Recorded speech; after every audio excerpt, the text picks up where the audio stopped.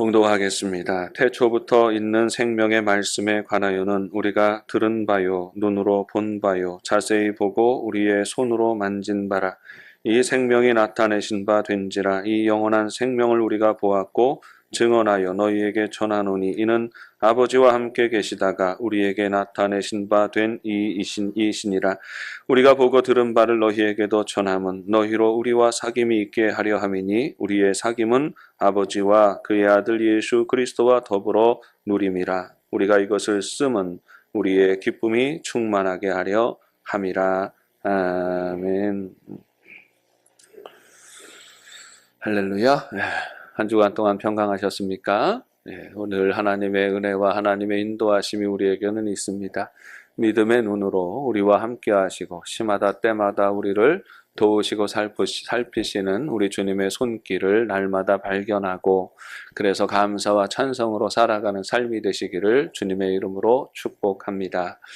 여러분들은 어떤 별명을 가지고 계십니까? 사람마다 다 별명을 가지고 있는데 이 별명이 때로는 마음에 드는 별명이 있고 마음에 들지 않는 그런 별명이 있습니다. 저는 어릴 적에 떡신이라는 별명이 있었어요. 참 유치하게 이름 붙이죠. 어린아이들은 이름 가지고 놀리면서 이름을 합니다. 떡신이라고 불렸고요. 또 떡을 좋아해서 떡보라는 그런 별명을 가지고 살았습니다. 그리고 왜 그랬는지 모르겠습니다만은 아마 떡자하고 연결되어서 떡판이라고 그렇게 놀림을 받으면서 살았습니다. 그 소리가 그렇게 듣기가 싫었는데 어린 아이들은 또 듣기 싫어하는 거는 더해요. 그래서 어린 시절에 늘 듣기 싫은 별명으로 기억이 납니다.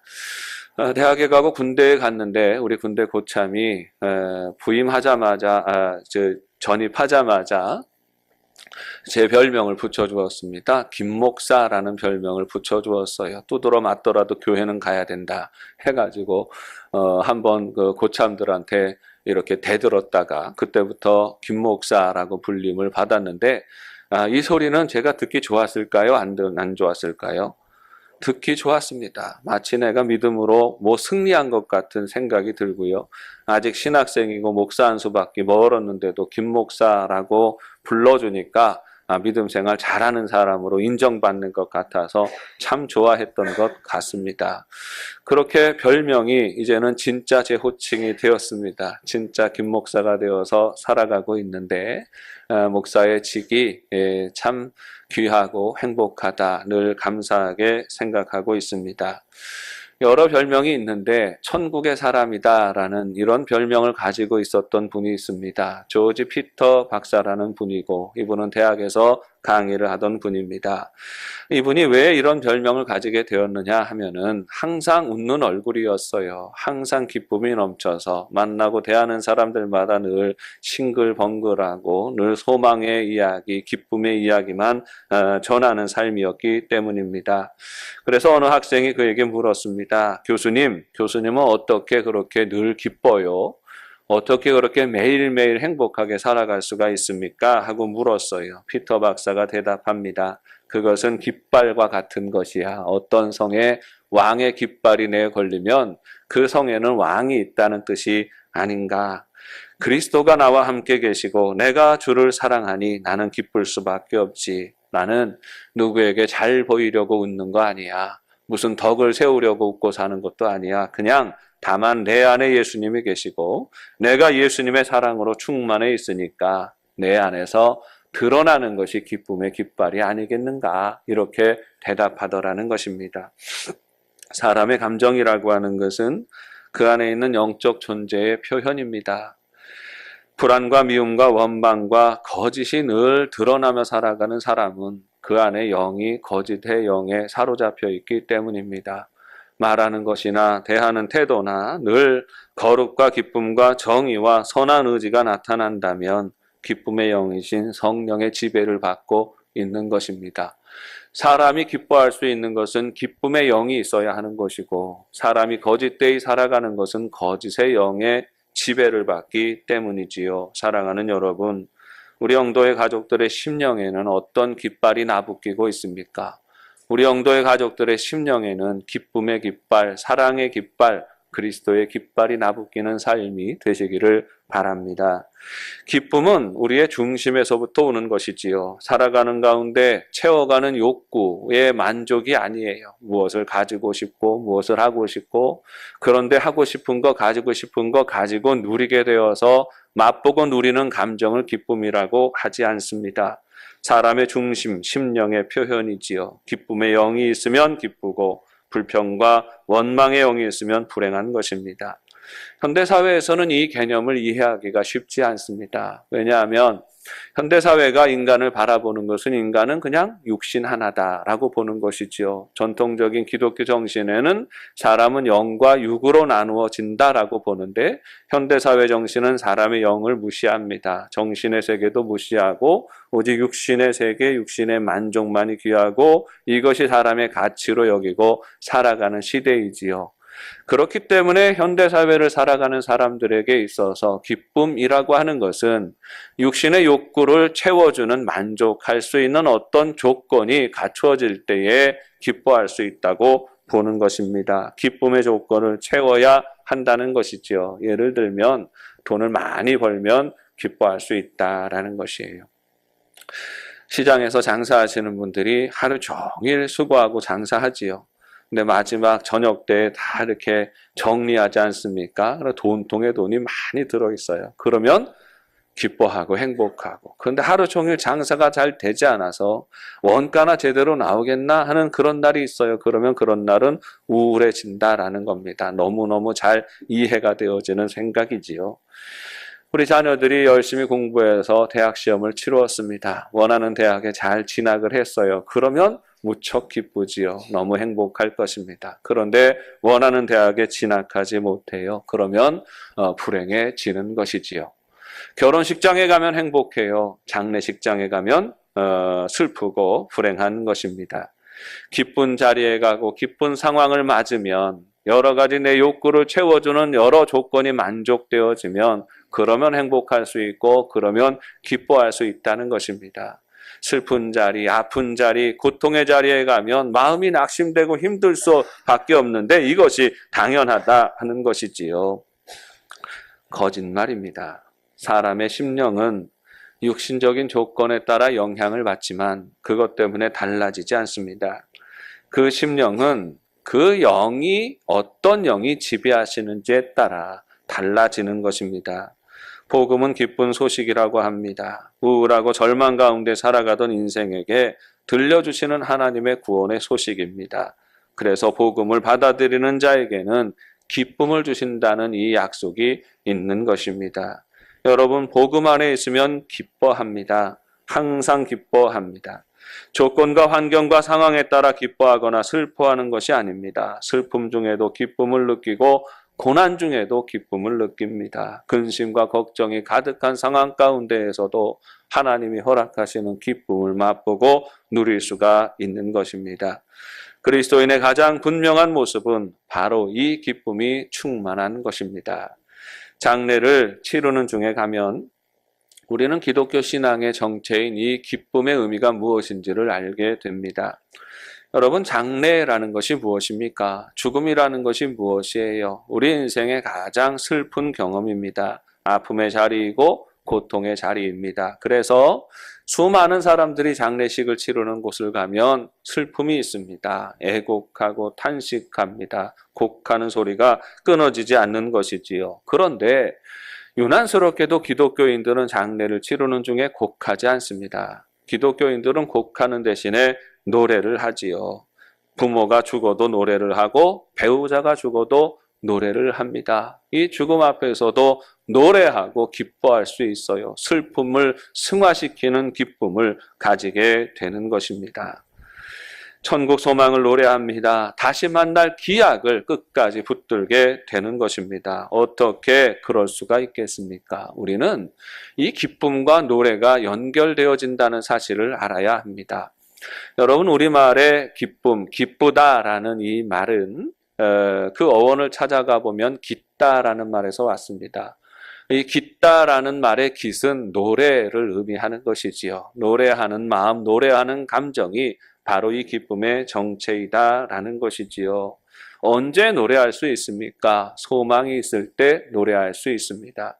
절망적인 상황을 맞닥뜨렸다 할지라도 그 안에서 소망이 있는 사람은 노래할 수가 있고 기도할 수가 있는 것입니다. 아픈 자리, 슬픈 자리에서도 깨어날 때에 노래할 수 있습니다. 이 노래를 통하여 하나님은 거룩한 기쁨을 주시는 것입니다.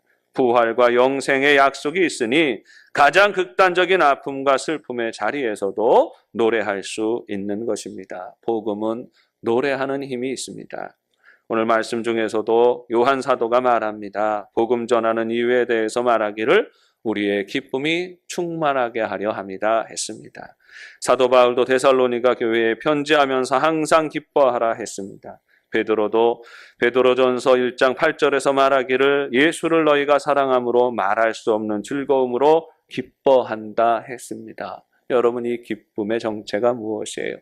예수 안에 있는 사람들은 항상 기뻐한다 했어요. 슬픔 중에도 기뻐하고 낭망한 중에도 기뻐하고 절망하는 중에도 기뻐하며 나아갈 수가 있는 것입니다. 주님의 임재와 인도하심을 경험할 때에 우리는 절망과 아픔과 슬픔과 고통과 탄식을 넘어서서 기뻐할 수 있는 것이에요. 여러분, 기뻐한다라는 의미를 어떻게 설명할까요? 도대체 절망 중에 기뻐하고 낭망하는 중에 기뻐하고 슬픔 중에 탄식 중에 기뻐한다는 게 무엇일까요?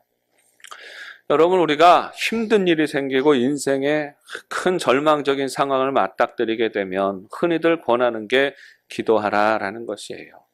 여러분, 하나님께서 우리 삶 가운데 아픔을 주시고 고통을 주시면, 근심을 주시면 기도하라는 사인인 줄 아시기를 바랍니다. 그것은 하나님께서 여러분을 부르시는 거예요. 하나님 앞으로 여러분을 부르시고 여러분과 말하고 싶다라는 그런 의미입니다. 문제가 생기면 기도해야 되는 거예요. 그런데 여러분, 문제가 생길수록 기도하는 것이 쉽습니까? 아픔과 고통과 슬픔을 가지고 그러면 기도해야 된다는 거 알지요. 그런데 기도하는 것이 오히려 더 쉽지 않습니다. 저도 그렇습니다. 저도 근심이 생기고 걱정이 있고 시험이 들면, 시험 가운데 있으면 기도하기가 너무 힘들어요. 그럴 때마다 기도해야 된다는 건 알겠는데 기도가 풀리지 않아요. 이 자리에 앞에 나옵니다. 하나님 앞에 나아가야 된다는 건 아니까 나오는데 와서 앉아 있어도 1시간을 앉아 있어도 기도가 하나도 되지 않아요. 마음에 분노가 있고 슬픔이 있고 마음에 아픔이 있고 고통이 있으면 기도가 되어지지 않습니다. 그럴 때에 어떻게 하는 줄 아십니까? 그럴 때엔 노래를 하는 거예요. 주 안에 있는 나에게 딴 근심이 있으랴 죄짐 맡은 우리 구주 어찌 좋은 친구인지. 찬양을 한참 하다가 보면 그 찬양함이, 그 찬양의 기도가 우리의 마음을 만져요.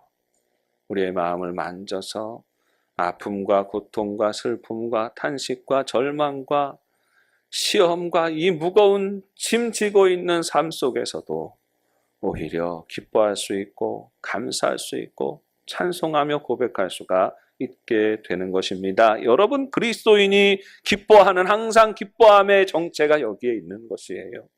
주의 이름을 부르고 주님을 찬송할 때에 하나님께서 우리의 심령을 그렇게 바꾸어 주시는 경험이 있는 것입니다. 여러분, 우리 영도 가족들이 이 표현할 수는 없지만 중심에서부터 우러나오는 기쁨을 맛보고 이 기쁨으로 충만한 삶이 되시기를 바랍니다. 그런데 이 기쁨은 중심의 변화로 인하여서만 나타나는 것입니다. 즉, 내 삶의 주권이 누구에게 있느냐가 중요하다는 말이에요. 여전히 내 인생의 주인이 나이고 내 고집이고 내 지식이고 내 욕심이 여전히 내 안에 도사리고 있고 내 계산과 내 판단하는 마음이 여전히 내 마음 가운데 남아있으면 여러분은 절대로 절망을 이길 수 없습니다. 여러분은 절대로 시험을 이길 수가 없어요. 여러분 절대로 근심과 걱정을 디디고 일어설 수가 없습니다. 여러분, 내 인생 가운데 하나님 주시는 기쁨과 은혜를 체험하려면 내 주권을 내려놓아야 돼요. 여러분이 여러분의 인생의 주인이 되어서 살아가면 여러분은 평생 이 낭망함과 좌절함에서 벗어날 수가 없어요. 그런데 내가 주인 되는 것을 포기하고 내 인생의 주인이 예수님이심을 고백하며 살아가게 될 때에, 그 마음을 결심하게 될 때에 주님의 만져주심을 경험하게 되는데, 이것이 문제가 풀리는 단초이고, 이것이 시험이 풀리는 단초이고, 이것이 우리 인생의 모든 문제를 디디고 일어서는 승리의 첫걸음이 되는 것입니다. 주님이 우리의 주인이 되셔야 우리는 기뻐할 수가 있어요. 요한복음에 영접하는 자 곧 그 이름을 믿는 자들에게는 하나님의 자녀가 되는 권세를 주셨다 했습니다. 여러분, 예수님이 주인 되시는 삶을 산다는 건 뭐예요? 예수님을 영접하고 살아가는 거죠. 영접할 때 자녀의 기쁨을 맛보고 누릴 수가 있습니다. 영접한다는 것은 무엇입니까? 우리 주님을 고백하는 것입니다. 주님이 주인 되심을 고백하는 것이에요. 나의 모든 삶에서 주님이 다스려 주시기를 기뻐하고 그 주권을 내어드리는 것입니다. 그렇게 온전한 믿음으로 살아가는 자들에게 나타나는 현상이 있는데, 그것은 믿음이 곧 실체가 된다는 것이에요. 실체가 되는 믿음에 대하여서 오늘 말씀은 이렇게 표현합니다. 이 생명의 말씀에 관하여는 우리가 들은 바요, 눈으로 본 바요, 손으로 만진 바라 했어요. 믿음은 단지 머릿속에서 벌어지는 관념적인 현상이 아닙니다. 믿음은 우리 삶에서 보고 듣고 만지고 누리는 것입니다. 실제적인 삶의 역사이고 변화가 믿음이라는 것이에요. 성숙한 믿음은 실제적인 믿음입니다. 삶의 모든 자리에서 나타나는 역사를 경험하고 받아들이는 것이에요. 하나님께서 내 삶에 개입하시고 하나님께서 내 삶에 간섭하시고 하나님이 나와 동행하신다는 이 고백이 매일매일의 삶 가운데 이어지는 것이 성숙한 믿음이지요. 밥 먹는 것도 하나님의 은혜이고, 운전해서 하루 종일 돌아다니고 왔는데 안전하게 갔다 온 것도 하나님의 은혜이고, 잠자리에 편안히 잠자리에 드는 것도 하나님의 은혜이고, 내가 사업상 경영하고 일하는 일들이 하나하나 풀려나가는 것도 은혜이고, 우리 가족이 저녁이 되면 같이 모여서 함께 한식탁에 있고 함께 대화를 나누는 것도 다 하나님의 특별한 은혜이다라는 고백이 있는 거지요. 여러분, 믿음은 실제적인 믿음이에요. 먹고 사는데 개입하는 것이 믿음입니다. 먹고 사는 가운데 예수님을 고백하며 살아가는 것이, 이것이 온전히 예수님이 주인 되시는 삶을 살아가는 것이에요. 그런데 미성숙한 믿음을 가진 이들은 믿음이 머릿속에서만 머물러 있습니다. 믿음이 머릿속에서만 이루어지는 현상이고, 내가 먹고 사는 문제에 대해서 하나님의 개입하심이 없다라고 생각하는 거예요. 여전히 내 삶의 주인은 내가 되기 때문에 그런 거죠. 하나님이 인생 내 영혼 구원받는 건 하나님이 하실 일이고, 먹고 사는 건 내 지혜로 하는 일이다라고 생각하고 이 고집을 놓지 않고 살아가는 것을 미숙하다라고 말하는 것입니다. 영접은 했지만 머릿속에서만 이루어지는 결정입니다. 먹고 살아가는 삶과 그 삶의 자리에서는 여전히 내가 주도권을 가지는 사람들은 하나님의 역사로 보지 못합니다. 수없는 기적을 하나님께서 나타내 주셔도 그냥 우연히 벌어지는 일이겠거니 생각하고 살아갑니다. 그러니 늘 시시각각으로 변하는 상황을 따라서 한 번은 웃었다, 한 번은 울었다, 일희일비하면서 살아가는 것입니다. 사랑하는 여러분, 주님의 복음이 실체가 되는 삶이 되시기를 바랍니다. 믿음은 주일날 예배 시간에만 해당되는 마음 상태가 아닙니다. 믿음은 우리가 쉬고 우리가 일하고 누리며 살아가는 모든 자리에서 벌어지는 역동적인 능력입니다. 여러분, 그러면 이 믿음의 역동성이 어디에서부터 옵니까? 거룩한 공동체 안에서 믿음의 백성이 누리는 기쁨은 항상 예수 그리스도로 인한 것이에요. 3절 말씀에 그의 아들 예수 그리스도와 더불어 누림이라 했습니다. 우리의 기쁨은 예수 그리스도와 더불어서만 누릴 수 있는 것이에요. 그리스도를 떠나서 맛볼 수가 없고 그리스도를 떠나서 누릴 수가 없습니다. 그리스도와 더불어 살아갈 때의 성도는 기쁨을 맛보고 누리는 것입니다. 그러므로 그리스도인들이 기쁨을 누리며 더욱 기쁨과 더불어 살아가는 것은 거룩해지는 것이지요. 앤드루 머레이 박사가 그리스도인의 기쁨의 정체에 대해서 그것은 거룩함이다 라고 말합니다. 그리스도인들이 세상에서 기뻐하며 살아갈 수 있는 유일한 근거는 거룩해짐에 있는 것이에요. 앤드루 머레이 박사가 거룩이란 책에 이런 구절을 남기고 있습니다. 기쁨을 충만히 누리고 싶으면 하나님이 거룩하신 것 같이 거룩하십시오. 거룩함이 곧 복입니다. 우리의 거룩함이 되시는 주님을 자랑하십시오. 그분의 임재 속에 충만한 기쁨이 있습니다. 하나님 나라에서 사십시오. 이것이 성령님 안에서 누리는 기쁨입니다. 했습니다. 여러분, 기쁨은 항상 거룩함에서 옵니다. 우리 인생 가운데 왜 기쁨이 사라집니까? 거룩하지 않기 때문이죠. 거룩함을 잃어버리기 때문입니다. 예수님 바라보고 고백하고 예수님 붙잡고 살아야 하는데, 예수님만 붙들어야 되는데 자꾸만 예수님 말고 다른 것, 또 다른 의지할 것들이 있기 때문이에요. 거룩하지 않은 것은 우리 마음의 중심이 주님으로부터 멀어지고 있다는 것입니다. 마음이 멀어진다는 것은 한 가지 이유이지요. 예수님을 사랑하지 않는 것이 아니라 사랑하지만 온전히 사랑하지 않는 것입니다. 복음이 귀하지 않은 것이 아니라 여전히 세상의 것이 더 귀하고 더 사랑스러운 것입니다. 적당히 믿고 적당히 발들이지 않기 때문이에요. 여러분, 진정한 거룩은 항상 온전한 결단이 뒤따르는 것입니다. 그것은 더 귀한 것을 붙잡기 위해서 덜 귀한 것을 포기하는 것입니다. 하나님의 말씀과 가치를 붙잡기 위해서는 이전에 연연하던 세상의 방식과 세상의 가치관과 세상의 생각과 즐거움을 포기해야 하는 것입니다. 여러분, 여기에 거룩한 기쁨의 정체가 있습니다. 기쁨은 하나님 나라를 위하여서 끊지 못하던 것을 끊어낼 때에 누리는 것이에요. 하나님 나라를 위하여서 이전에 내가 가지고 있던 세상의 삶의 방식과 생각의 방식과 가치관을 포기할 때에 누리는 것입니다. 하나님을 믿는다 하면서도, 예수 믿고 예수 따른다 하면서도 여전히 내 삶에 남아있는 세상의 즐거움, 세상의 기쁨, 세상 사람들의 삶의 방식들 끊어낼 때에, 버릴 때에 온전히 누리게 되는 것입니다. 포기해야 더 충만해지는 것이지요. 사랑하는 여러분, 내 안에 버려야 할 것들이 무엇인지를 생각하십시오.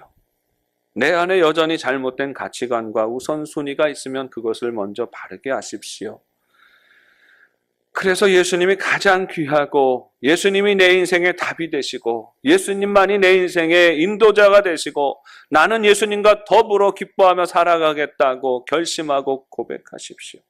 그래서 날마다 믿음이 여러분이 만진 바가 되고 여러분이 눈으로 보는 바가 되고 여러분이 들은 바가 되고 여러분의 믿음이 실체가 되는 복된 삶이 되시기를 주님의 이름으로 축원합니다. 하나님 아버지, 은혜를 감사합니다. 항상 우리의 살 길이 우리 예수님께 있음을 고백합니다. 예수님 안에서만 우리가 항상 기뻐할 수 있고 온전할 수 있음을 고백하오니 주님, 은혜 위에 은혜를 더하여 주시고 오늘도 우리의 심령을 붙들어 주시사 새롭게 하시며 하늘의 은혜와 영광 바라보며 나아가는 삶이 되게 하여 주옵소서. 예수님의 이름으로 기도합니다.